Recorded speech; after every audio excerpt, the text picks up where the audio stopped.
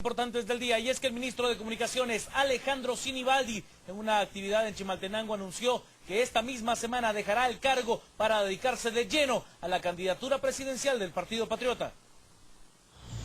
En medio de los reiterados señalamientos de utilizar diversos actos públicos para posicionarse dentro del electorado y de campaña anticipada, el ministro de Comunicaciones, Alejandro Sinibaldi, aprovechó nuevamente un acto de gobierno para anunciar que el próximo miércoles dejará su cargo como funcionario público oficialmente. Resaltó que es una decisión personal y como persona que aspira a ser presidente del país, tiene que hacerlo con el tiempo necesario para dedicarse de lleno a la candidatura presidencial del Partido Patriota. Es una decisión personal. Yo considero que a un año desde que sea el proceso electoral, realmente yo, como persona que aspira a ser presidente de nuestro país, tengo que hacerlo con el tiempo necesario y con la responsabilidad del caso. Yo estimo que un año bien trabajado, principalmente en el interior del país, en las áreas rurales, en las aldeas, organizando el partido, estando presente con los pobladores, con los guatemaltecos, es el tiempo suficiente para poder no solo ser competitivos, sino que tener la enorme posibilidad de poder ganar las elecciones. Así que ya es una decisión tomada, como le he anunciado, porque no lo haría de forma pública si así no fuese.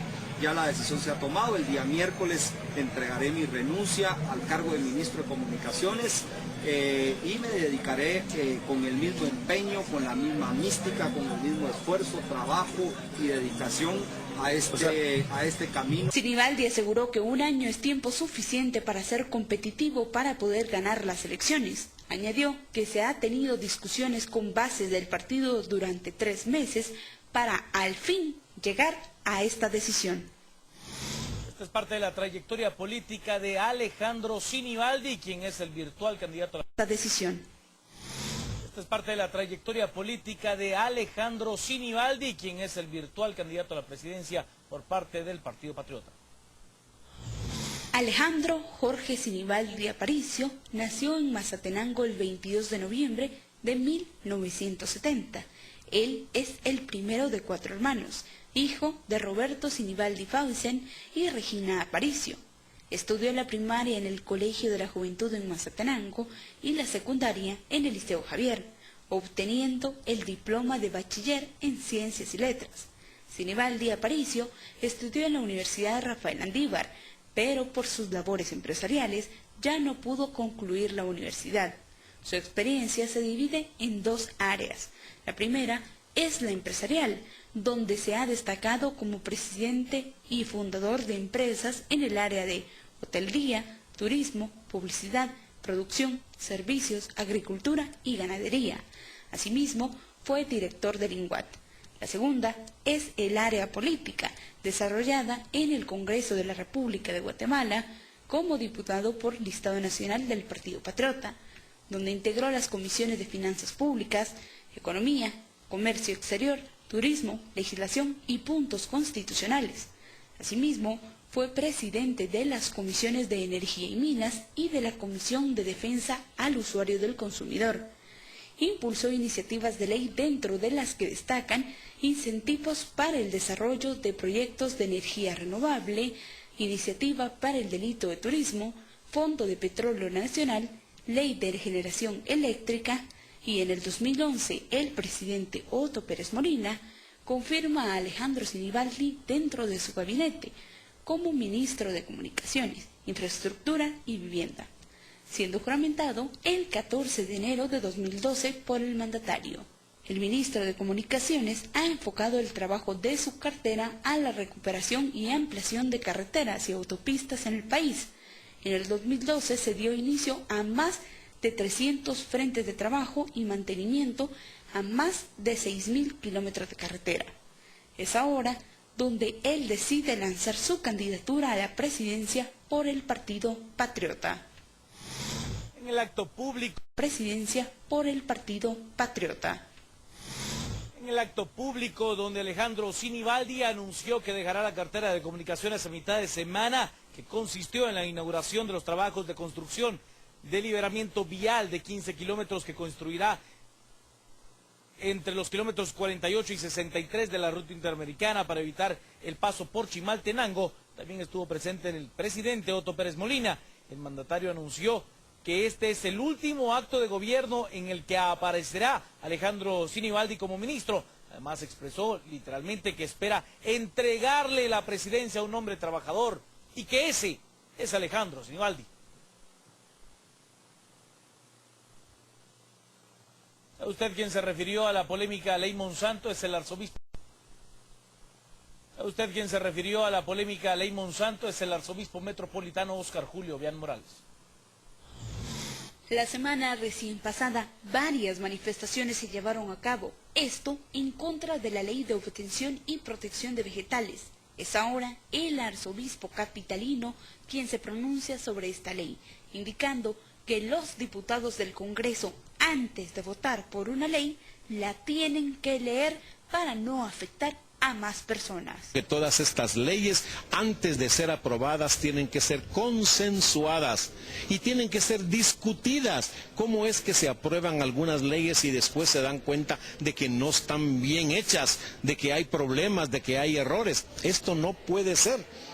Toda ley debe ser consensuada antes, debe de ser discutida para que no perjudique sobre todo a los más pobres, que son los que hoy más están necesitando de nuestra ayuda. El arzobispo añadió que los padres de la patria tienen que legislar en favor de las personas de menos recursos.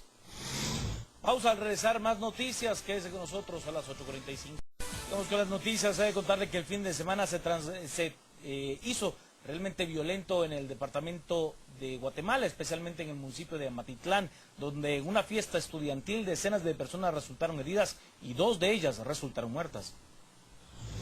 15 personas resultaron heridas tras un ataque armado que tuvo lugar dentro del salón de un colegio en Amatitlán. Esto sucedió mientras los estudiantes del colegio y jóvenes de otras instituciones terminaban de celebrar el aniversario del centro educativo, cuando 3 individuos ingresaron y detonaron sus armas contra los alumnos. Se presume que los responsables del fallecimiento de 2 de los 15 jóvenes que fueron trasladados al Hospital Nacional de Amatitlán podrían formar parte de un grupo de extorsión a establecimientos educativos. Desconocidos atacaron a un grupo de personas que se encontraban en el lugar. Bomberos voluntarios fueron alertados, donde auxiliaron a más de 15 personas con heridas de arma de fuego. Luego de estabilizarlos, las trasladaron a la sala de urgencias del Hospital Nacional de la localidad, donde fueron identificados como Leslie García Álvarez, de 17 años, Eduviena Micaela Pérez, de 17, Heidi Liliana Lorenzana, de 16, Alba Cifuentes García, de 20, Jordi de Jesús Chamalé, de 13 años, Cristian Miguel Félix, de 17, Kevin Giovanni Ortiz López, de 17, Bardi Richie Gómez Ordóñez, de 15, Delmi Magalí Ordóñez López, de 17, Germán Antonio Gutiérrez, de 56, María Díaz, de 16, Gerson Miguel Ríos, de 23, Hugo Fernando González Orellana, de 24, Jorge Mario Morales Almeida, de 19 años de edad. Estas 2 últimas personas fallecieron al ingreso a este centro asistencial. Cada año la Policía Nacional Civil debe analizar al menos 100 solicitudes de los directores de colegios y escuelas para determinar a cuáles establecimientos ayudar. Varios colegios del país ya no son considerados como un lugar seguro para los estudiantes e incluso en ocasiones deben cerrar sus instalaciones para proteger a los jóvenes de extorsiones realizadas por parte de pandilleros. En otro hecho de violencia que involucra... En otro hecho de violencia que involucra a menores de edad, 2 de ellos fueron capturados, se les acusa de sicariato. Con solamente 15 años, el menor Huite de León, conocido como el Chino, ha sido capturado 3 veces en un mes por la Policía Nacional Civil. En esta última ocasión está siendo sindicado por la muerte de Nelson de León, piloto de un microbús en la zona 7 del municipio de Misco. Se presume que el piloto era extorsionado por Huite de León y otro menor de 17 años. Al momento de la captura, los agentes de policía informaron que se trataba de 2 menores de edad de 15 y 17 años, sorprendidos porque el menor de 15 años, conocido como el Chino, era la 3ª vez que lo capturaban durante este mes de agosto. Ellos son presuntos integrantes de la clica Master Dancing Rap de la Mara 18 y son presuntos responsables de haberle quitado la vida momentos antes a Nelson Iván de León, de 46 años, a consecuencia de múltiples heridas producidas con con arma de fuego, supuestamente por no haber pagado una extorsión. En Guatemala se ha aumentado el número de niños sicarios que forman parte de maras o pandillas delictivas durante el 2014. El arzobispo en Guatemala, Óscar Julio Vián, expresa su opinión respecto a este tema. Necesitamos sobre todo trabajar en las familias, hoy más que nunca. ¿Cuántos jóvenes hay desorientados? ¿Cuántos muchachos de la calle que nadie los sigue? ¿Dónde están los padres de familia que tienen que ayudar a sus hijos a ser responsables? ¿Cómo es que tienen tantos hijos sin esa responsabilidad? Y como les digo, más que nunca necesitamos tener esa responsabilidad de formación en el hogar.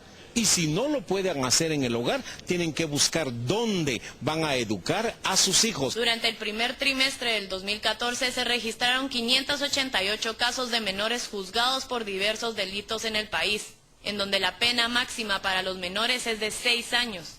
Sin embargo, en julio de este año se presentó una iniciativa de ley para aumentar el castigo a los niños mayores de 14 años. Quiero contarle que en las primeras horas de la mañana de este domingo, A los niños mayores de 14 años. Quiero contarle que en las primeras horas de la mañana de este domingo, unas 15,000 personas con la gran esperanza de culminar los 21 kilómetros de la ciudad de Guatemala se dieron cita en el Palacio de la Loba, en esta gran carrera de 21 kilómetros organizada por la Municipalidad de Guatemala. 8,500 corredores con número certificado atravesaron el centro histórico por el paseo de la Sexta Avenida hasta llegar al monumento al Papa Juan Pablo II, ubicado en la Avenida de las Américas, y retornar para terminar a un costado de la municipalidad. Merlin Chalí, la guatemalteca, fue la ganadora en la rama femenina, mientras que el guatemalteco Mario Pacay quedó en el tercer lugar en la rama masculina. El primer lugar lo ocupó el keniata Ali Shakurir. Los últimos corredores cruzaron la meta después de 4 horas, pero sin perder la emoción y la pasión por el atletismo.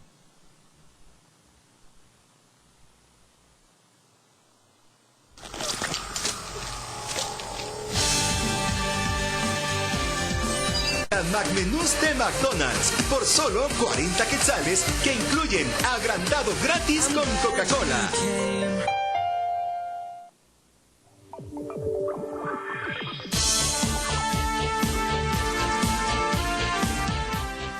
Buenas noches y bienvenidos. Hoy domingo a las 8:45 es un gusto estar con ustedes y conversar sobre los hechos más relevantes ocurridos en los últimos días, pero también sobre los hechos que prevemos que habrán de desarrollarse también en esta semana que se abre a partir del día de mañana. Claudia Méndez Arriaza, bienvenida.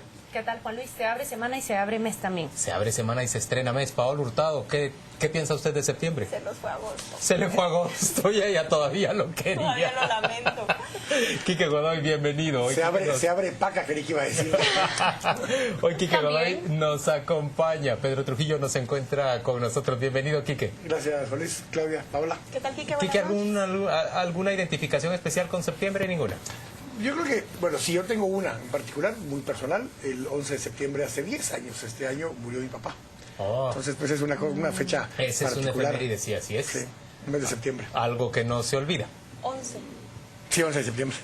Muy bien, vamos a ir rápidamente a discutir los temas de la semana.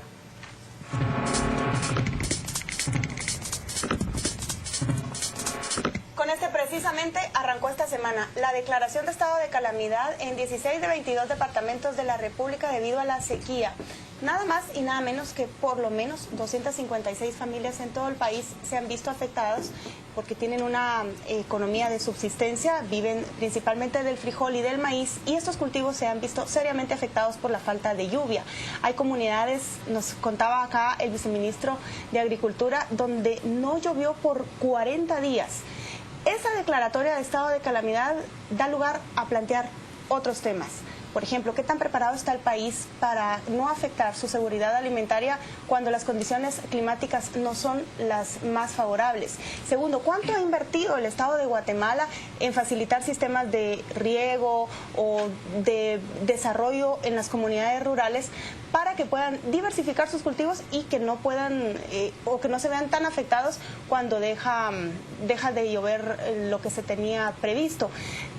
hemos hablado ya en las 8:45 de este tema, pero yo planteo para mis compañeros de la mesa, ¿creen ustedes que esto se podía prever o es algo que se sale de las posibilidades del Estado guatemalteco cuando se debe al clima? No, yo creo que sí se podía prever, que había previsiones y de hecho esas previsiones fueron apropiadamente utilizadas por el Estado. Me parece que, miren, hay muchas cosas que criticar de la administración pública y seguramente tenemos mucho que criticar específicamente en este tema, pero yo creo que también hay asuntos que reconocer. El Estado de Guatemala, desde el gobierno de Óscar Berché y la legislatura paralela a ese gobierno, aprobó un sistema de seguridad alimentaria, una ley de seguridad alimentaria que este gobierno ha puesto en efecto con el secretario de Seguridad Alimentaria, Luis Enrique Monterroso. Por ejemplo, en este momento hay un censo, diría yo, casi exacto del número de personas, del nombre de las personas con DPI identificados, geoposicionados,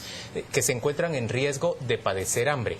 No hay excusas para que el Estado deje de acudir a entregar los alimentos a esas personas que se encuentran en riesgo. Y me parece que si se sigue una planificación apropiada y se muestra por lo menos una diligencia mediana en términos de capacidad de trasladar el alimento, esta vez Guatemala, a diferencia del resto de países de América Central, está mucho mejor preparada para atender en materia de riesgo de crisis alimentaria a sus habitantes. Ahora, a mí lo que me da vergüenza es que, siendo capaces nosotros, más de 3.800 servidores públicos trabajaron para desarrollar este censo, siendo capaces de tener las cifras con tanta precisión, ¿por qué razón no prevemos en nuestro presupuesto que este tipo de eventos que son cíclicos pues pueden ocurrir y debe tenerse los fondos apropiados para pagar los alimentos? ¿Por qué sale el gobierno a ponerle la mano a la cooperación internacional? A mí eso me da vergüenza. Yo también quisiera... Únicamente quiero decir que comparto contigo, no puedo estar más de acuerdo en que Guatemala muestra un gran avance con ese levantamiento de datos. Es una base completa, porque como tú bien dices, quien quiera saber en dónde y en qué lugares se encuentra, qué familia y en dónde se concentran más afectados, puede verlo perfectamente. Creo que puede parecer simple, pero que lo que refleja acá ya es una política pública que nos muestra que el tema de hambre, el tema de desnutrición, el tema de, en este caso no es sequía, pero los tienen ubicados como consecuencia de, es un tema que se sienta en la mesa y para alguien significa una prioridad.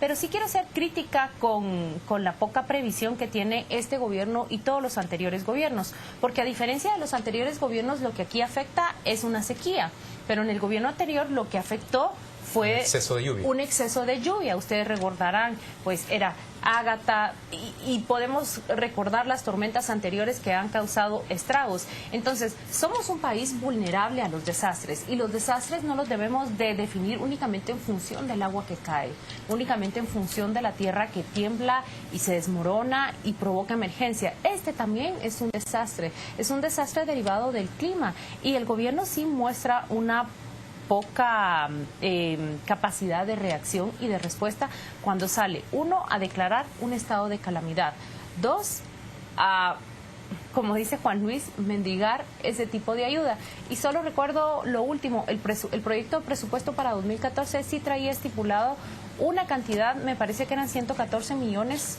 o 112 millones, ha sido el primer presupuesto que traía estipulada esa cantidad para atender cualquier tipo de desastre que sufriera el país. Todos sabemos que ese presupuesto no fue aprobado, pero sirve ahora porque iniciamos la etapa de discusión de presupuesto que ojalá ahora sí se discuta, que Guatemala es un país que no se puede permitir el lujo de no planificar un presupuesto de respuesta ante este tipo de emergencias. Hay tres o cuatro cosas. Una, no somos un país acostumbrado a trabajar con seguros, por ejemplo. Entonces, este tipo de cosechas pueden tener un seguro contra riesgos. Y alguien me puede decir que es una pequeña cosecha, sí, pues que hay seguros adecuados. Hay bancos del sistema que se dedican justamente a este mercado que podrían tener seguros que no son muy caros y que en casos de desastres pueden tener un seguro que les pueda reponer, porque el problema no es solo que se queden sin el producto, que se quedan sin el producto de esa venta, y esa venta es lo que les hubiera dado alimento hasta los próximos 4 o 5 meses con una siguiente cosecha. Segundo problema es el tema de cuando tenemos excedentes de agua o escasez de agua, no tenemos una política nacional de agua, ni una ley nacional de aguas que permita administrar el agua como un tema de seguridad nacional. Y la hambruna y los problemas de estos que estamos viviendo son un problema de seguridad nacional en el largo plazo. Y no se ve así de esta manera desde hace 27 años. Estamos esperando que se apruebe la ley nacional de aguas. Pero tenemos una última cosa, y es que, y eso se mezcla con la famosa ley de obtenciones vegetales. Hay ciertas variedades de semillas de maíz o de frijol o de café o demás que pueden ser resistentes a mucha agua o a poca agua, o pueden tener esa capacidad de adaptarse en el clima. Y hay muy poca investigación y desarrollo en ese tema, especialmente en maíz y en frijol. La hay mucho en caña y la hay mucho en café porque son muy rentables y la investigación la hace el sector privado. Pero del lado del maíz y del frijol se hace muy poco. Y esa investigación que debía haber hecho en su momento el ICAITI y las estructuras que habían para el efecto desaparecieron, y se hace casi cero investigación y desarrollo. Incluso para cuando llueve en exceso, tener un sistema de agua que logre capturar esa agua y la saque de las áreas de siembra para evitar que se pudra el maíz. Y cuando hay muy poca agua, utilizar esas capturas de agua para regar en esos lugares. Son cosas que no son muy complicadas ni muy caras, pero si se hicieran con tiempo, se podrían evitar estos extremos que nos da el clima con el cambio climático. Paola, ¿puedo añadir yo una cosa ahí? Es que el lunes que tú y yo entrevistamos al viceministro de Agricultura, él nos explicaba, por ejemplo, de la distribución de 17,000 sistemas. 16,000 o 17,000. Recuerdo que eran 17,000 sistemas de mini riego. Insuficientes, él mismo reconocía. Son muy insuficientes. Se necesitaría por lo menos 100,000. Por lo menos 100,000 para que tengan una incidencia real. Claro, en el pero lo que pasa territorio. es que no todo tiene que ser necesariamente riego, que es mucho más caro. El tema de semillas que puedan, digamos, cubrirse en contra de esos extremos. No aquí hay 2 semillas de café que se desarrollaron, 2 cepas de café que se desarrollaron por agricultores locales que son que pueden que son resistentes a la roya, por ejemplo. Sí. Entonces se desarrollan productos que pueden ayudar a que esos casos, aunque no se tengan los sistemas de mini riego, que la variedad en sí, que se tenga una semilla, proteja esa producción. O reservorios de agua. Miren, yo veo aquí algo importante. Yo no dudo que va a haber una buena distribución de esos alimentos. México ya ofreció ayudarnos, el Programa Mundial de Alimentos. Creo que el Estado de Guatemala ha sabido eficientizar sus mecanismos para llevar ayuda rápida y reducir al mínimo la vulnerabilidad alimentaria en el momento de la crisis. Lo que da pena es que no se está haciendo mucho para evitar que, si el año pasado hay otro fenómeno igual, vuelva a caer esa gente en vulnerabilidad. Esos sistemas todavía es poco, nos decía la entrevista del lunes. Yo no los he visto en Chiquimula, por ejemplo. El propio ministro decía, los grandes gastos del Ministerio de Agricultura están dedicados a esto, pero todavía no se está empezando. Y lo otro es la poca previsión. Hubo una iniciativa esta semana, no sé si la vieron, que Conred y otras organizaciones están empezando a articular una alianza o convergencia, no sé qué sería, para enfrentar desastres por el clima.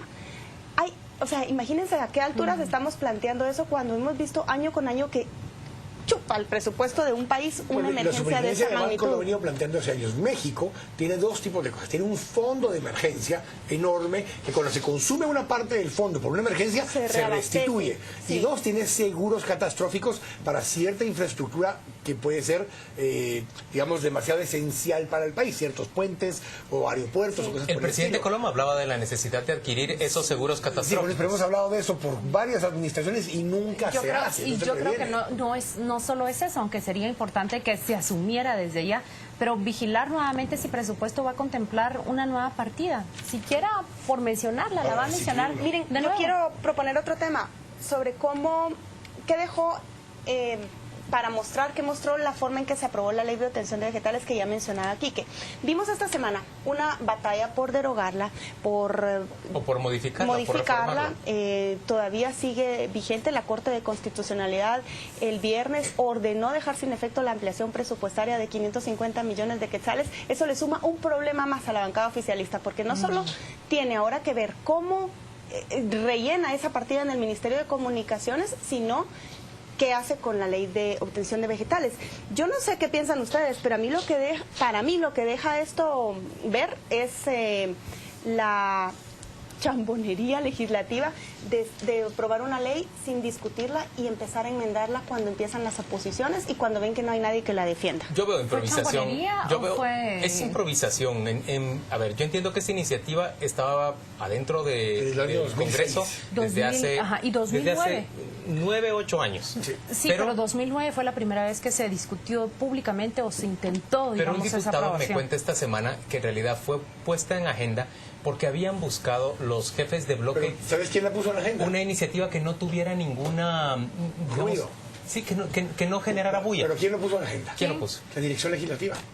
O sea, no hubo ni siquiera un diputado en particular que vino y la quiso promover, la dirección legislativa, buscando temas de agenda razonables que había que cumplir porque sí y que no generaban mucho ruido. ¿Se identifica esta Ahora, estando en la discusión de eso, surge la coyuntura de los 550 millones, juntan los votos a media discusión y los meten en el artículo 50 y pico. Pero más allá de los 550 millones, antitécnico, pero además no inconstitucionales para mí, pero oneroso y en buena medida corrupto también, porque sí se compraron los votos para aprobar esa ampliación presupuestaria. Lo cierto es que lo que generó más ruido fue una ley que, según lo que yo he llegado a entender de parte de los diputados, no tenía por objeto generar los grandes estragos que sus críticos creen que podía haber generado y que no tardaron en bautizar como la ley Monsanto. Me parece a mí de una manera pues bastante irresponsable, es lo menos que se puede decir. Irresponsable la forma en cómo lo aprobaron. No, y además titular la ley Monsanto. Yo no veo la relación entre una cosa y otra. Se llama ley Monsanto, se puede llamar ley Bayer, se puede llamar ley... Es ingeniería genética, y sí menciona la palabra ingeniería genética en un momento dado, que no tiene nada que ver con transgénicos per se, son dos cosas completamente diferentes. La ingeniería genética se usa en fitomejoramiento y en otras cosas que nada tiene que ver con transgénicos en sí. Ahora, incluso al día de hoy no están prohibidos los transgénicos en Guatemala. No, y yo creo que tampoco están prohibidos en México, pero sí sabe con ocasión de qué surge la discusión sobre los transgénicos a propósito de la ley de protección para obtenciones vegetales. Surge porque una vez están aprobadas, ¿cómo se da la modificación de esas semillas? Se llama transgénico cuando luego logra tener la inyección de alguna bacteria. Bueno, yo no soy experta, pero lo que estuve fue leyendo toda la discusión que se llevó a cabo en México justamente cuando se promovían esos cambios. También Monsanto recibió mucha crítica en México de parte de los grandes opositores de esta ley. Y entonces, con ocasión de todo lo que puede provocar esas transformaciones que ocurren en un laboratorio, es que se empiezan a mencionar los transgénicos. No hay una sola semilla en Guatemala al día de hoy que no tenga algún tipo de ingeniería genética ya incorporada en sí. Eso no quiere decir que hayan tomado una parte de una bacteria de una papaya y se la metieron al maíz, no. Miren, son maíces diferentes que los han ido mezclando para obtener una variedad. Natural o manualmente. Señores, es que cualquier país, digamos, serio y responsable tendría que tener un banco en donde se registren todas las variedades. Es que yo creo que el ICTA registra las variedades. No se encuentran pero todas no funciona de esa manera. Por ejemplo, si estuvieran ahorita ya protegidas todas las variedades endémicas del país, todas las variedades que han usado los campesinos tradicionalmente, no habría ninguna razón para sentir temor de que una nueva ley, que lo que busca también es darle garantías a quienes hacen estas grandes inversiones para innovar y vengan al mercado guatemalteco, no habría ningún temor de que esa nueva ley nos venga a afectar. Yo quiero rematar, Juan Luis, no habría un temor de que aprueben leyes, lo que usted está apuntando.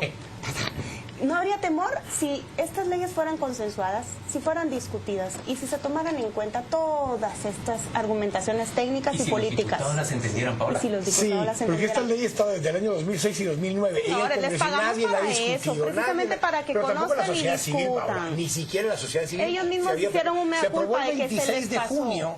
Y no fue sino hasta mes y medio después que se dieron cuenta que ya habían aprobado la norma. Es que ya había acabado el Mundial. Vamos a la pausa comercial y volvemos dentro de muy poco. Así es. Que fue el Partido Unión.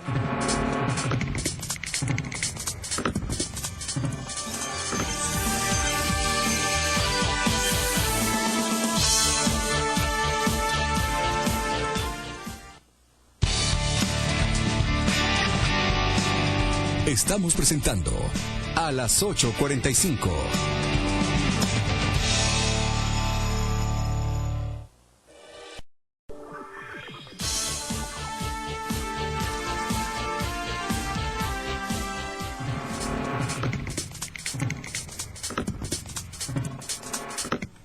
Fueron fueron 230 personas en total provenientes de 30 núcleos familiares. Se calcula que entre 5 y 10 hijos por cada núcleo familiar de judíos ortodoxos, quienes estaban asentados en San Juan, La Laguna, expulsados, finalmente se marcharon el viernes por la mañana de ese lugar. Miren, quiero proponer el tema desde esta perspectiva. Fue la Policía Nacional Civil la que prestó 2 camiones para que estos señores cargaran sus pertenencias y salieran de San Juan, La Laguna. Ellos no quisieron revelar hacia dónde iban. Hay una entrevista planteada al rabino Uriel Goldman en la revista Contrapoder en línea. Debe leerla si se quiere enterar de la visión de ellos, los afectados, sobre este tema. Pues bien, retomo el planteamiento del tema.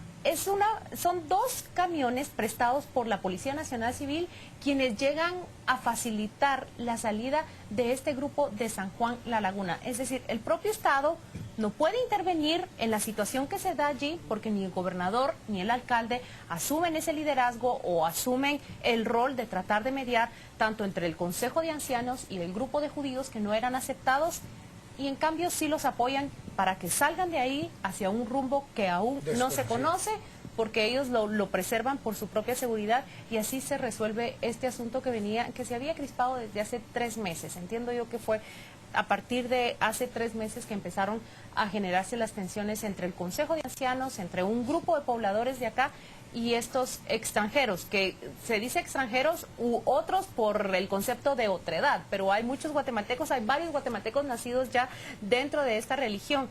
¿Cómo analizan ustedes ese papel que juega el Estado? El Estado que no está, pero llega y se hace presente para que ellos salgan y pongan sus pertenencias en estos camiones. Yo lo veo como un papel cobarde. A ver, sí, ajá. Es como... Cobarde porque no asume su responsabilidad. El Estado tiene sí, Paola, sí. Es que el Estado tiene que garantizar, nadie tiene derecho de expulsarme a mí de una comunidad. Y bien dice Claudia, cobardes el gobernador, los diputados, el propio alcalde, diría yo, el Ejecutivo, señor presidente, se lo digo también. Cobardes todos de no haber asumido la defensa de las libertades que nuestra Constitución política garantiza para todos los que estamos en este territorio. Pero en cambio muy diligentes a la hora de prestarles el camión para que se vayan. Pues, ¿Qué es se eso? retiran. ¿Qué es eso? Ahora la pregunta es, ¿cómo resolverían ustedes una situación? Si yo ya les he dicho que soy en contra de la expulsión de estas personas y creo que es vejatoria, discriminativa y que no querríamos que a los migrantes guatemaltecos se les trate así en Estados Unidos, nos indignamos cuando vemos que ocurre algo así en Estados Unidos. En ninguna parte del mundo. Sí podemos entender que se genera una situación crispada cuando este grupo de personas tan distintas a los habitantes de San Juan La Laguna llegan a asentarse en el lugar, además con unos rasgos culturales y con una idiosincrasia muy distinta. ¿Cómo lo resolverían ustedes? A ver, eso se resuelve poniendo en práctica las normas que ya hay. Miren, yo veo que puedo entender que a un grupo de personas seguramente muy conservadoras les escandalice que lleguen y se bañen desnudos en el lago, les moleste que les dan el vuelto en la tienda y evitan tener contacto visual y físico hasta para recibir el dinero, que no tienen contacto con mujeres y que no saludan. Eso va a irritar a cualquiera, pero de eso a expulsarlos de un territorio bajo ninguna argumentación legal y que el gobernador no ponga autoridad, mucho menos el alcalde, la policía les facilite, lo que demuestra es una incapacidad de hacer valer las normas. ¿Qué pasa si hubiera sido al revés? Si una comunidad de foráneos llega y empieza a tomar posesión del lugar y quiere sacar a los lugareños. Ahí el Estado sí reacciona, pero debe prevalecer el mismo principio. No se puede expulsar a la gente, y lo decía el procurador esta semana en su sanción, o cómo le condena moral. No se puede expulsar bajo ningún argumento a alguien del lugar donde vive, especialmente si ya nacieron niños guatemaltecos ahí. Ya no estamos hablando de extranjeros, estamos hablando de ciudadanos. Me parece una cobardía, pero también un precedente terrible, de que aquí en cualquier momento tenemos contacto con alguien que es distinto y nos causa rechazo, entonces que se vaya. Bueno, aquí hay una cosa que hay que comprender. Esta comunidad de Toirás Gesed, que es una comunidad hasídicos, ultraortodoxos judíos, tienen varias características que a mucha gente pues le pararían el pelo por sus costumbres. Sí, definitivamente. Ajá. A ver, primero, es un grupo que cree que incluso el hablar el hebreo está reservado para el rabino. Y ojo, solo en el día, para efectos prácticos del rapto, para hablar con Dios. No es para hablar con los demás mortales. La mayoría de los miembros de una comunidad Toirat Gesed hablan yiddish. Ni siquiera hablan hebreo, hablan yiddish. Entre ellos, algunos de los que están acá son canadienses, porque venían de Canadá. Otros sí son israelíes, que venían originalmente de Israel. Pero hay otra cosa incluso más paradójica de esto. Estos grupos no están de acuerdo con el Estado de Israel, estos grupos no son sionistas, estos grupos no están ni siquiera de acuerdo con el Estado de Israel, porque consideran que en todo caso el pueblo del Estado de Israel va mucho más allá de lo que el Estado de Israel hoy tiene, y no bajo el concepto sionista, sino bajo el concepto que no es ese el pueblo de Dios y demás como lo plantea la Torá para el caso de ellos. ¿Ni tienen una postura contra los palestinos? Ni para nada, es más, se oponen a muchas cosas que el Estado de Israel en el momento ha hecho, pero tienen cosas particulares, lo que decía Paola de que ponen el dinero en la mesa y para que alguien más lo tome.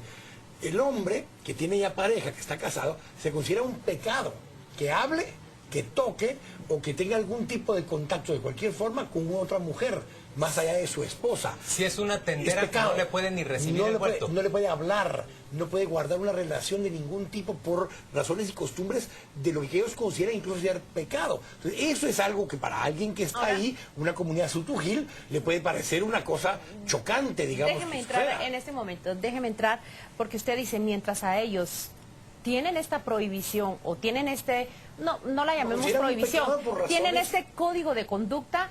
¿Cómo se hace conciliar ese código de conducta con el código de conducta sutujil cachiquel que te saluda y te reconoce como tata, como papa? Buenos días, papá, ¿cómo estás? Te reconoce, aunque seas menor, te dice el Zakariktat como eres un ser superior, te está dando el saludo. Y lo mínimo que espera es que se lo devuelvas. ¿Y cómo haces conciliar esos dos códigos de conducta? Es que yo creo que aquí sí hay un reto. Cosa, incluso le voy a agregar otra cosa más, porque la ley de la Sharia, digamos, que es la ley musulmana o la ley islámica que le llaman, está basada en una buena parte en el Corán, pero son hábitos y normas de convivencia que tienen que seguirse en la vida, digamos, secular, en la vida práctica. Eso es lo mismo. Acá son cosas que son extraídas de alguna forma de la Torah, pero son llevadas al extremo en prácticas de hábitos y de consulta. Lo mismo nos pasa con el Consejo de Ancianos. A la larga está extraído de lo que es el Popol Vuh, el libro sagrado, igual de esas comunidades. ¿Qué autoridad tenía? Entonces empezamos a tener mezclas de hábitos de conducta. Por ejemplo, yo veo aquí que se pudieron haber puesto de acuerdo, es decir, nosotros no vamos a ceder porque no queremos cometer ese pecado de hablarle a la que nos despacha en la tienda. Pero si no lo sabemos, entonces, no entendemos pero no lo sabemos, por qué lo está haciendo. Pero debe haber una tolerancia de ambas vías y ese diálogo nunca se propició. Pero yo creo que ahí la responsabilidad, señores, es del liderazgo político y es del liderazgo comunitario. Solo que déjame decir esto, tanto la autoridad formal, el alcalde del municipio, como el Consejo de Ancianos, yo sé que pueden lapidarme por decir esto, muestran una inmensa inmadurez al ser incapaces de propiciar esta intermediación entre dos comunidades distintas sobre una de las cuales ellos tienen autoridad. El alcalde tiene plena autoridad sobre el territorio y la comunidad de ancianos, el Consejo de Ancianos de San Juan La Laguna también tiene autoridad moral. ¿De dónde deriva esa autoridad? ¿Por qué son incapaces? Es que esta es una buena pregunta. Son incapaces de alcanzar el acuerdo. ¿De dónde deriva la autoridad del Consejo de Ancianos? Sí, lo que usted está... De la creencia, de la cultural, de la aceptación, así es. La cosmovisión, de su propia idiosincrasia.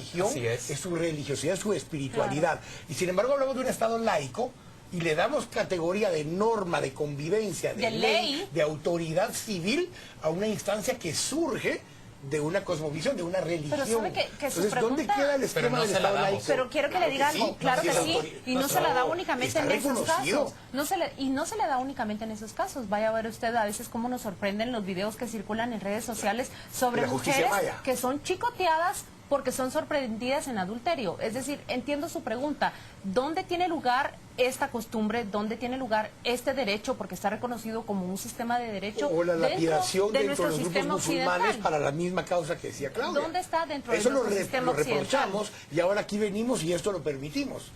¿Por qué? Yo creo que hay un componente adicional. Ellos alquilan casas, representan un ingreso para algunas personas de la comunidad, pero entre las quejas que se dejaron escuchar es que ellos quieren regatear siempre y quieren pagar menos. Creo que si ellos le dieran más rentabilidad a la comunidad, fueran como que hubieran reactivado más la economía, tal vez de por ahí hubiera surgido alguien que hubiera dicho conversemos con Uri eso. Goldman dice que gastan 50,000 quetzales al mes en San Juan de la Laguna. Eso no es poquita cosa, Paola. Y que tienen además, pagan 600 por las casas. Y que tienen empleados. Tienen empleados, pero de repente hay también un recelo de que no están recibiendo tanto beneficio a cambio de esa rechazo que les manifiestan. Tiene una cosa adicional. Hablamos de un país multicultural. Perfecto. Pero realmente no somos ya únicamente un país multicultural, somos un país intercultural, que son dos cosas diferentes. Aquí estamos viendo un dilema entre una población judía con unos hábitos poco conocidos por algunos y una población sutujil. Pero tenemos problemas a veces entre poblaciones sutujiles y cachiqueles, o entre mam y popomam. Cachiquel, que ha sido históricamente una confrontación. Porque hay diferencias, hay posiciones diferentes sobre algunos temas. No hemos aprendido, no tenemos... Se supone que uno de los 4, eso nos lo decía ayer Rachel Rodríguez, donde decía, miren, parte del nuevo pensum educativo planteaba el poder conocer nuestras diferencias interculturales para aprender a convivir con ellas. No hemos aprendido a convivir y muchas veces cuando... ¿Qué precedentes hacen? ¿Qué están viendo los niños? Sí, que al extraño, al diferente los chamos. Pero enseñar en las escuelas que habemos personas diferentes conviviendo. Pero escucha el planteamiento de Paola. ¿Sabe que el planteamiento de Paola va justamente a lo que planteaba Rachel Rodríguez? ¿Para qué introducir en el pensum un sistema de estudio evitaría estos problemas? Pero ¿qué es lo que están aprendiendo los niños en este momento? Que eso queda prácticamente. Y aunque parezca que el problema terminó, esos señores fueron a otro lugar y ojalá el gobernador, el alcalde y el liderazgo comunitario, político o social de ese lugar a donde se van a sentar asuma este rol que no asumieron allá en San Juan la Laguna. ¿Puedo decir otra cosa importante? En Canadá, estas personas, según ha dicho Uriel Goldman, ellos tuvieron que salir, inicialmente los precursores de la salida, tuvieron que abandonar Canadá, Quebec en concreto, por la molestia de que el Estado canadiense quería intervenir en la forma en que ellos educaban a sus hijos, puesto que el Estado canadiense otorga una subvención de cerca de $30,000 al año por la educación de los niños. Entonces, aunque hagas educación en el hogar, el Estado se sentía con autoridad para recriminar por ciertas cosas que ellos desarrollaban en su educación. Claudia, hacinamiento le llaman porque duermen 5 niños en un cuarto. O sea, para nuestros códigos pero más allá de eso. Pero muchas más cosas, sí. Porque pero por ponerles una acusación depende con qué ojos se vean ellos. No, por eso. También había una acusación seria, criminal. De abuso, pero el abuso no es como nosotros lo pensamos acá. No fue un abuso sexual ni un abuso de ese tipo. El abuso fue de este tipo, que el papá le estaba imponiendo una visión del mundo, la visión que ellos están promoviendo por medio de Toiraz Gesed, a sus hijos, y eso lo prohíbe la legislación canadiense. Y esto fue lo que consideraron abuso. ¿Cuál es mi punto? No era un abuso sexual. Mi punto es que ellos vienen a Guatemala buscando, dicen ellos, la libertad que hay en Guatemala, cuando, digamos la verdad, lo que hay es un entero abandono del Estado guatemalteco respecto de las prácticas de educación privada en nuestro país. Eso es lo que hay. No hay ninguna supervisión. En una habitación con 3 camitas, pero sí que tengan costumbres diferentes, que en el Estado canadiense eso no fue un problema. Yo entiendo que les iban a girar orden de captura porque ellos perdieron la apelación del caso y cuando iban a buscarlos, ellos se fugaron. Porque ellos reiteraban no que tenían la libertad de poder educar a sus hijos como ellos consideran apropiado. Y eso es lo que el Estado de Canadá dijo, no pueden hacerlo. Hay límites y nosotros queremos que se les pueda enseñar. Si quieren tener algo tan sencillo como enseñarles la evolución, en vez de enseñarles creación, y ellos al oponerse, eso violaba el derecho del niño de conocer lo otro. Y eso era abuso. Fundamental que al llegar a cierta edad el niño, por ejemplo, tuviera una posibilidad de discernir respecto a si lo que le interesa es seguir este tipo de formación o educarse como cualquier otro niño canadiense. En Guatemala ya saben que nunca van a tener ese problema, más bien por el abandono de nuestro Estado, pero creo que a nosotros nos debería mover a pensar realmente por un lado la intolerancia, pero por el otro lado, Paola, el abandono de nuestro Estado en materia de educación, en regímenes de educación privada. En términos generales, ¿qué ciudadanos está queriendo formar este Estado? ¿Vos querés que el Estado nos diga cómo podemos educar a nuestros hijos? Yo quiero que el Estado tenga por lo menos una supervisión específica sobre el tipo de colegios y de instituciones que hay, que no la tiene. Y en muchos casos se está estafando a los padres que pagan por una educación. Pero estás hablando de calidad educativa. Y de mucho más. Yo creo que aquí hay que discutir también pensum mínimo, incluso en educación en la casa. La discusión en Canadá, y Canadá impuso además qué tipos de cosas de valores les puede dar y qué no a los hijos para que sea aceptado por el Estado. Entonces estás metiendo, y eso es parte de la discusión, entre cómo debe educar en su hogar, con qué valores, con qué creencias. Me preguntaste directamente y no te respondí, eludí la respuesta. Sí, yo creo que el Estado debe intervenir. Yo creo que no. Vamos a la pausa comercial, volvemos dentro de muy poco.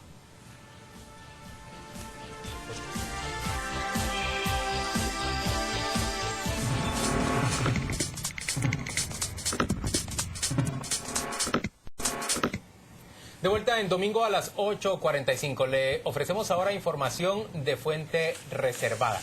Y mire pues, este es un hecho claro y concreto. Para el 20 de septiembre tiene que estar lista ya la terna de la cual el presidente de la República habrá de elegir al nuevo superintendente de bancos. Para el 20 de septiembre no habrá salido todavía Edgar Barquín, a quien se relaciona ya con el partido líder. Él es el actual presidente del Banco de Guatemala. Sabemos que va a abandonar, que va a terminar su periodo en el mes de septiembre y habrá de entregar, en el mes de octubre, ¿verdad? Y habrá de entregar su cargo. Él todavía estará al frente del proceso de integración de esa terna. No se sabe si se va a tener la misma terna del proceso pasado, aunque uno de los integrantes es el actual superintendente, o si se va a generar una nueva terna. Pero, ¿qué es lo que yo he escuchado? Y esto es lo que tengo de fuente reservada. Que hay temor adentro del oficialismo de que Edgar Barquín, un hombre cercano al partido líder, pueda de alguna manera propiciar que sean personas que tengan buen entendimiento con el partido líder quienes lleguen a la superintendencia de bancos. ¿Por qué les preocupa? De la superintendencia depende el nombramiento, por ejemplo, del intendente de verificación especial. ¿Recuerdan ustedes con qué ahínco, con qué ganas la vicepresidenta Valdetti y el presidente Pérez Molina se empeñaron en deshacerse de Susan Rojas como una intendente de verificación especial a la cual ellos consideraban poco confiable porque temían que se estuviera revelando información sobre manejos bancarios suyos y sobre todo, bueno, suyos y también de funcionarios del actual gobierno? Se deshicieron de ella. Llega otra persona por gestión directa del Ejecutivo y ahora imagínense el temor que le da a ese Ejecutivo del Partido Patriota que sea alguien cercano a su principal opositor, como es el partido líder, quien termine haciéndose cargo de verificar las cuentas bancarias, por ejemplo, los manejos en el último año de gobierno y que pueda notar crecimiento de cuentas. Ahora piensen también, ¿qué beneficio podría tener si el líder gana el siguiente periodo para el propio líder tener a una persona que se va a hacer así de la vista gorda de sus propios manejos? Es que si te respondo emocionalmente, el primer pensamiento es, bueno, por lo menos va a tener el control, la verificación especial en manos de alguien que es completamente ajeno al oficialismo. Y eso inmediatamente uno dice, pues qué bien, ¿verdad? Pero cuando uno piensa en esa segunda parte, uno dice, no, qué mal. Y cuando uno piensa más profundamente, este tipo de puestos no puede estar supeditado a intereses, políticos, ni a simpatías, ni a afinidades políticas. Pero yo creo que tenemos que tener cuidado con una cosa. Nadie dentro de la IBE tiene acceso a cuentas particulares de nadie. Lo que tienen acceso es a los informes de movimientos o transacciones sospechosas que los bancos envían a la superintendencia, especialmente a la IBE, que son dos cosas diferentes. O sea, de todos modos depende de que cada banco, conociendo a sus clientes, reporte si la transacción específica les parece sospechosa o no. La IBE lo que hace es recibir esos informes, evalúa si hay más de uno, de varios bancos, y entonces puede colocar una denuncia al Ministerio Público. Pero no hay nadie de la IBE que accese cuenta. Suena re bonito, estimado Quique, pero te recuerdo que fue Edgar Barquín quien terminó estableciendo el cruce de datos de MDF y señalando que Otto Pérez Molina había cobrado un cheque de por ahí. En la práctica, recibiendo información de los bancos, con esa información. Y no es la única entidad del Estado. Vaya, en la práctica en teoría no tienen ellos acceso a las cuentas, pero en el Estado, en el Ejecutivo, se ha sabido personas o grupos que tienen acceso a cuentas bancarias. No pero me para pregunto eso no cómo. necesita tener el intendente de la IBE. No necesita el intendente de Ese la es IBE, el punto. pero sí necesita el intendente de la IBE, que si vía cualquiera llega a la IBE una filtración de una alerta, que la IBE legal. no lo convierta en una denuncia ante el Ministerio Público, eso sí. en la Fiscalía de Lavado de Eso, Dinero. pero creer que no tienen acceso a la información no necesita ser el director de la IBE o el intendente, ni ser el superintendente para tener acceso. Es tener acceso a los bancos. Pero hay varias vías. No hay que creer en el superpoder del verificador especial, pero tampoco hay que minimizar el poder y la información que corre por sus manos. Una vez les llegue el expediente, sí pueden archivarlo, guardarlo, esconderlo o agilizarlo. No hay que creer que tienen un superpoder, pero no lo subestime. El caso de MDF nos vino a demostrar cuál es el poder que realmente tienen y cuál es la responsabilidad y cómo pueden definir ellos el avance de un caso o el entorpecimiento. Aquí hay una cosa adicional. El Ministerio Público, que ahora está bajo la tutela de alguien que, como Tel Maldana, que es más afín a Otto Pérez Molina y al Partido Patriota, tienen control de la unidad de inteligencia financiera del Ministerio Público, que también tiene acceso a la misma información de la que estamos hablando. Y ellos sí son los que pueden facilitar denuncias ante el Ministerio Público. Es un tema diferente. Pero una cosa, el señor Barquín empieza a partir de mañana 30 días de despedida porque ya va para afuera. Un mes. Dígame qué margen de maniobra le van a permitir. Perdón, pero ya no vio los anuncios, ¿no?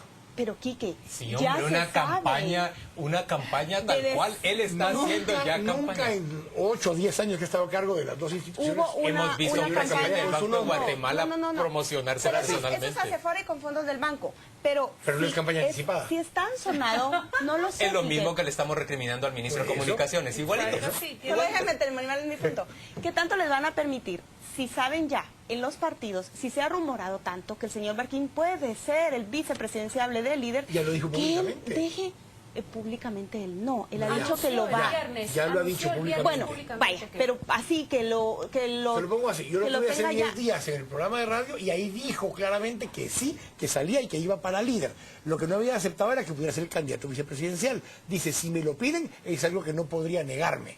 ¿Y ustedes creen que les dejen a él tener injerencia en ese puesto? Obliga a la gente a sacrificarse, ¿verdad? Claro. Si la patria me llama, yo creo que el Partido Patriota, se va a cuidar mucho, pero yo pienso en lo que dijo Claudia.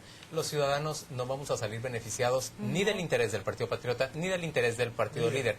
Y sí creo que Edgar Barquín, a quien yo considero un hombre muy serio, un gran tecnócrata, pero me parece que está ensuciando esa imagen suya al aprovechar con fondos públicos hacer una precampaña inapropiada. Por eso me preocupa más otro puesto del que no hablamos ahora, que podrá ser para otro día. ¿Quién lo va a sustituir a él? Porque en la lista corta hay 2 o 3 técnicos muy buenos, Mario García Lara, Julio Suárez, que han sido vicepresidentes, Oscar Pineda, que ha estado también en esta instancia y está en el BCIE. Pero los otros 2 que se han mencionado son Sergio de la Torre, ministro actualmente de Economía, expresidente de la Cámara de Industria, vinculado al sector empresarial, y Pavel Centeno. Cualquiera de los últimos 2, Pavel Centeno o Sergio de la Torre, no le sumarían en nada fortaleza institucional al banco, sino que lo desgastarían. Yo nunca había escuchado el nombre del ministro de Economía. Sí había escuchado el del exministro de Finanzas, pero entiendo también que se ha desistido totalmente de la posibilidad de ese nombramiento. A mí se me hace muy difícil ver a Sergio La Torre en la dirección del Banco de Guatemala. Me parece mucho desgaste, no solo al banco, pero al mismo sector privado, terminar teniendo a alguien tan de ellos como presidente del Banco de Guatemala. Pero ¿sabe qué? Sí quisiera hacer énfasis en algo que ha dicho Juan Luis y creo que debiéramos ser más enfáticos en esta mesa, en criticar, como usted dice, a Edgar Barquín, esa salida que hace, esos anuncios que promueve, que no le van a ese puesto, como tampoco le van, y lo he dicho acá, al presidente de la Junta Directiva del ICS. Hacer esos anuncios sobre el ICS son instituciones, no les pertenecen, ellos son personas que las dirigieron. Pero parece que el presidente del ICS quiere ir a algún puesto de elección popular también, porque ahí pasa abrazando viejitos frente a las cámaras todo el tiempo. Don Quique, ¿y las cifras? Bueno, vamos a las cifras, y para hoy tenemos una cifra en particular, vamos a tocar el día de hoy, y es la propuesta de la Comisión de Salario, tiene la parte laboral, y la parte laboral ha hecho una propuesta, dice que debiera subirse el salario mínimo a 125 quetzales por jornada ordinaria. Esto equivaldría a 3.750 quetzales al mes de salario mínimo, sustancialmente más alto de lo que hay hoy, pero más cercano a poder cubrir lo que es la canasta básica mínima, que son los números contra los cuales están trabajando. Esta es la propuesta. Normalmente lo que sucede es que va a haber una propuesta ahora del sector empresarial, porque no se pusieron de acuerdo. Y le tocará al gobierno central, al presidente en particular, determinar si es el salario mínimo, lo que proponga el sector empresarial, o el número que él quiera, que es lo que terminaba pasando con Alfonso Portillo. Cada vez que había esto, él subió constantemente el salario mínimo por decreto. Quique, pero esto sería un incremento de aproximadamente 43 quetzales. No, 43. Casi por ciento. Estamos hablando de actualmente... 77 a 125. Sí. Es un aumento sustancial. Lo que de más del 40%, sí. Es un aumento sustancial. Pero ¿por qué le sorprende si siempre que hay una propuesta del sector laboral es 50, 60, 40% en los últimos de años habían logrado incremento? tener algún punto un poco más cercano, y la divergencia era la que dejaban al presidente resolver. Esta vez no hubo ningún acercamiento, pero hay otro ruido, porque el ruido fue esos salarios diferenciados para ciertos municipios que son áreas de desarrollo, que ahora están y que están por debajo, muy por debajo del actual salario mínimo. Y eso generó mucho ruido, porque esas propuestas no tuvieron la participación del sector sindical. Son solo 4 municipios en los que se estaría desarrollando un plan piloto. San Agustín, Acazahuaslán, Guastatoya, Mazagua y no recuerdo el cuarto. Estanzuela también. Son cuatro municipios. Pero, a ver. Esta propuesta no va a pasar. ¿En cuánto está la canasta mínima vital? 3.600 quetzales. Por eso te decía, que esta cifra y lo la que le pega es a eso. completa en 5.000. Sí. Ajá. Yo creo que trata de equipararlo. Mire, ese es el argumento, que presentaron. Claro, y si se ve desde ese argumento, uno Mel Zelaya lo aprobaría.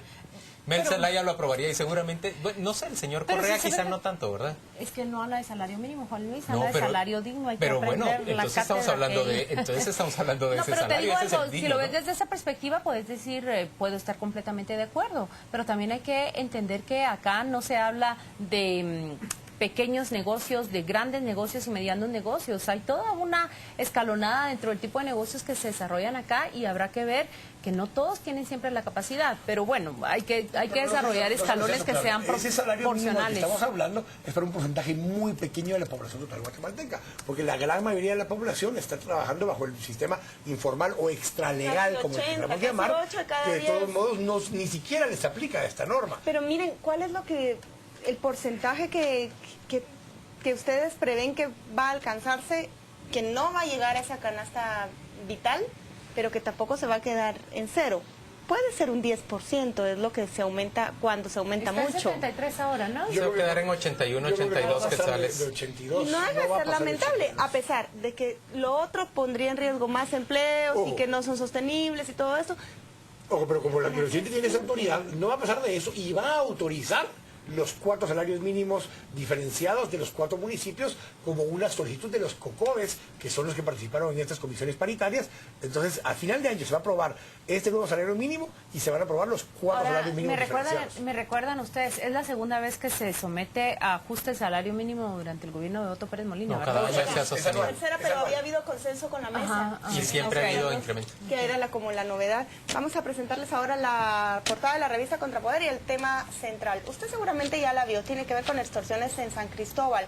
Llegaron a un centro comercial que ahora está abandonado, y esa es la historia que le contamos en el tema central. Mire usted esta imagen de un centro comercial de 16 locales que hace 2 meses cerró porque se negaron a pagar la extorsión, contrataron guardias de seguridad y a los 7 días tuvieron que salir literalmente corriendo porque le dispararon al guardia. Lo que hay detrás de esta historia, que ya fue noticia, es la explicación de cómo se habían organizado los locatarios, los arrendatarios, para tratar de evitar esa extorsión, que no les funcionó, y qué pasa en ese municipio, qué pasa en San Cristóbal, donde se creía que las extorsiones no afectaban como en el resto del país. Solo pero el algo- 80% de las extorsiones del país ocurren en el departamento de Guatemala. Algo Pero terrible, señores, esta es que colonia se mantenía un poco ajena a eso.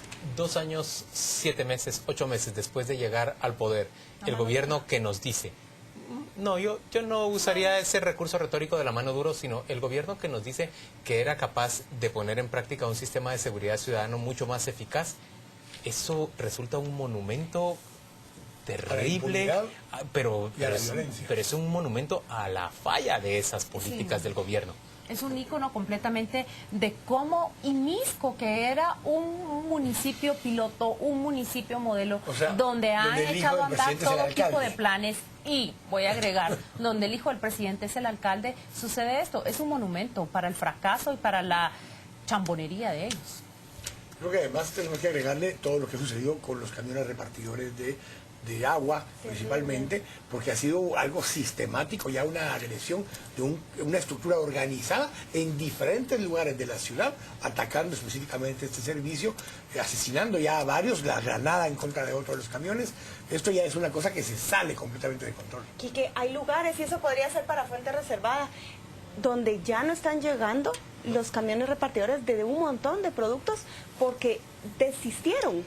Y los que sí estaban llegando, que eran los de agua, son los que les tiraron una granada en la zona 18 y después les atacaron algunas centrales. Los empresarios no hablan de eso, no lo denuncian porque no quieren desgaste a su marca ni ganarse la animadversión de la gente de las comunidades estigmatizadas. Hace algunos años, 8 o 10 años, sucedió en Ciudad Peronia.